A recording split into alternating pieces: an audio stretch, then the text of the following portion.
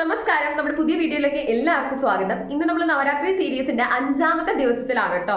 അപ്പൊ 5ാമത്തെ ദിവസത്തിൽ ദേവി ആദ്യ പരാശക്തിയെ നമ്മൾ സ്കന്ദ മാതാവായിട്ടാണ് കാണുന്നത്. അങ്ങനെയാണ് നമ്മൾ ദേവിയെ ആരാധിക്കുന്നത്. സ്കന്ദൻ എന്ന് വെച്ചാൽ മുരുകൻ, അതായത് സ്കന്ദ മാതാവ് എന്ന് വെച്ചാൽ മുരുകന്റെ അമ്മ എന്നുള്ളൊരു അർത്ഥമാണ് ദേവിക്ക് ഇന്ന് നമ്മൾ കൊടുക്കുന്നത്. ശുക്രാചാര്യരുടെ ശിഷ്യയായ മായ എന്ന അസുര സ്ത്രീക്ക് കശ്യപ മഹർഷിയിലുണ്ടായ പുത്രനാണ് താരകാസുരൻ. ഈ താരകാസുരനെ വധിക്കാനാണ് സുബ്രഹ്മണ്യൻ ജനിക്കുന്നത് തന്നെ. അതായത് സ്കന്ദൻ ഉണ്ടാവുന്നത് തന്നെ താരകാസുരനെ വധിക്കുക എന്നുള്ളൊരു ലക്ഷ്യത്തോടെയാണ്. താരകാസുരൻ ഒരിക്കൽ ബ്രഹ്മാവിനെ തപസ് ചെയ്ത് അദ്ദേഹത്തെ പ്രീതിപ്പെടുത്തി അദ്ദേഹത്തിന്റെ കയ്യിൽ നിന്ന് ഒരു വരം വാങ്ങുകയുണ്ടായി. അതായത് ശിവന്റെ പുത്രനെ മാത്രമേ തന്നെ വധിക്കാൻ പാടുള്ളൂ, തന്നെ വധിക്കാൻ പറ്റുള്ളൂ എന്നുള്ളൊരു വരപ്രസാദമായിരുന്നു അദ്ദേഹം ബ്രഹ്മാവിൽ നിന്ന് സ്വീകരിച്ചത്.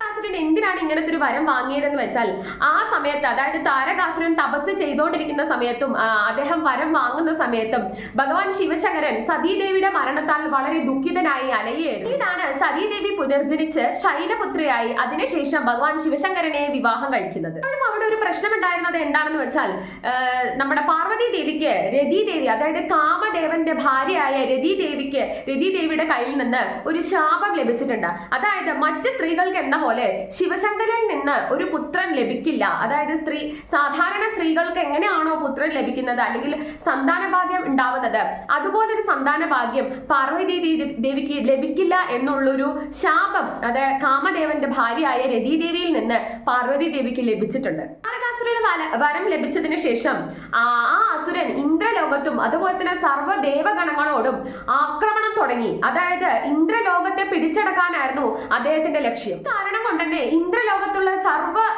ദേവന്മാരും മറ്റ് ദേവഗണങ്ങളും എല്ലാവരും ശിവശങ്കരനിൽ അഭയം പ്രാപിക്കുകയാണ് പിന്നീട് ഉണ്ടാവുന്നത്. അപ്പോഴാണ് ഭഗവാൻ ശിവശങ്കരൻ തന്റെ 5 മുഖധാരിയായ അവതാരം എടുക്കുകയും അതേപോലെ തന്നെ ആ 5 മുഖത്തിൽ നിന്നും ദിവ്യ തേജസ് പുറപ്പെടുവിപ്പിക്കും.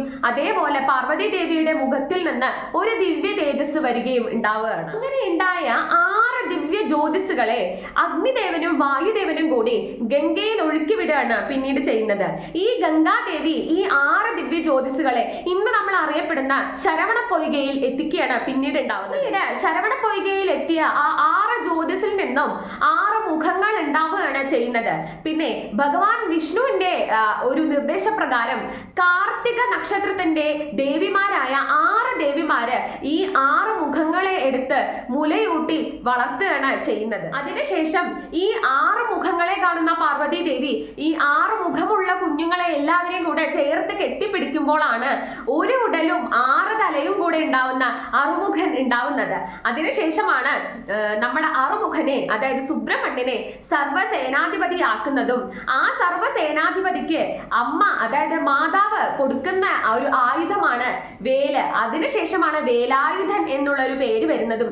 പിന്നെയാണ് യുദ്ധത്തിൽ ഏർപ്പെട്ട സർവ്വസേനാധിപതിയായ നമ്മുടെ മുരുകൻ, അതായത് സുബ്രഹ്മണ്യൻ താരകാസുരനെ വധിക്കുന്നത്. സുബ്രഹ്മണ്യൻ ജനിക്കുന്നത് തന്നെ സേനാധിപതി ആവാനാണ്.